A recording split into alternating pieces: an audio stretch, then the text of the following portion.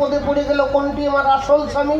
পদ্মার সঙ্গে সঙ্গে করজোড়ে বলছেন, প্রভু আমাকে তো বড় ধাঁধায় ফেলে দিলেন। একটু আগে আপনি বাড়িতে এলেন, বললেন অজয়ে স্নান করব না, আমি জল তুলে দিলাম, আপনি স্নান করলেন। খাবার বেড়ে দিলাম, খেলেন।